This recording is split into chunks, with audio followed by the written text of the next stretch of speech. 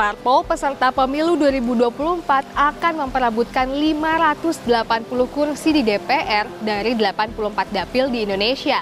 Untuk meraihnya, seluruh parpol harus memenuhi syarat ambang batas parlemen. Namun, pernahkah terlintas di benak Anda sebenarnya cara bagi-bagi kursi DPR gimana sih? Cara bagi-bagi jatah kursi DPR di pemilu 2024 menggunakan metode Saint-Legu. Metode ini pertama kali digunakan Indonesia di pemilu 2019.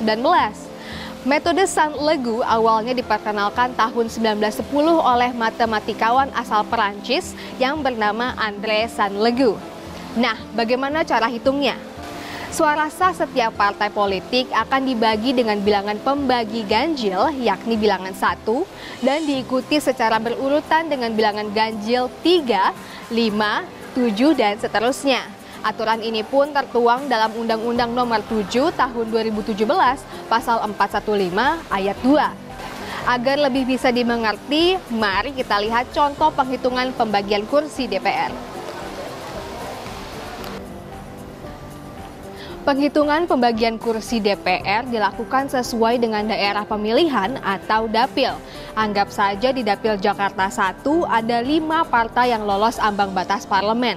Partai A dengan perolehan 90.000 suara, Partai B mendapatkan 75.000 suara, Partai C 36.000 suara, Partai D 20.000 suara, dan Partai E 15.000 suara.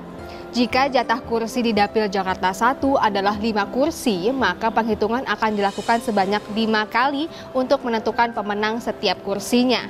Pertama-tama, perolehan suara setiap partai akan dibagi dengan bilangan 1.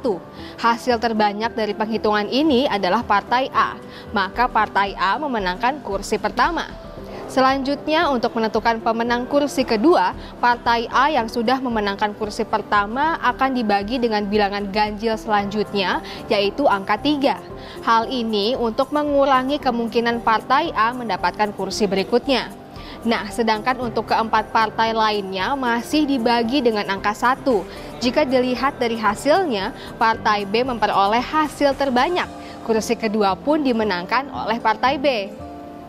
Beranjak ke kursi ketiga, Partai A masih dibagi dengan bilangan 3. Partai B yang baru saja memenangkan kursi kedua juga dibagi dengan bilangan 3. Sedangkan Partai C, D, dan E masih dibagi dengan bilangan 1 karena belum mendapatkan kursi. Dari hasil penghitungan ini, Partai C memenangkan kursi ketiga.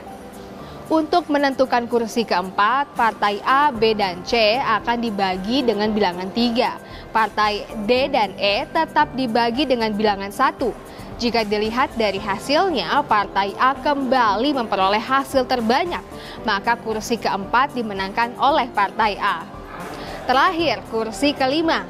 Karena Partai A memenangkan kursi keempat, maka Partai A akan dibagi dengan bilangan ganjil berikutnya, yaitu bilangan 5. Partai B dan C yang baru mendapatkan 1 kursi dibagi dengan bilangan 3. Partai D dan E yang belum juga mendapatkan kursi dibagi dengan bilangan 1. Hasil terbanyak pun diraih oleh Partai B yang sekaligus memenangkan kursi terakhir. Jadi dari hasil penghitungan ini, Partai A dan B mendapatkan 2 kursi dan Partai C mendapatkan 1 kursi. Gimana? Sudah paham kan cara konversi suara Anda menjadi kursi di DPR? Siapapun Anda, ingat suara Anda layak untuk diperhitungkan. Bahkan dengan 1 suara bisa mengubah nasib bangsa ini. Jadi jangan sampai tidak menggunakan hak suara Anda di pemilu 2024 nanti.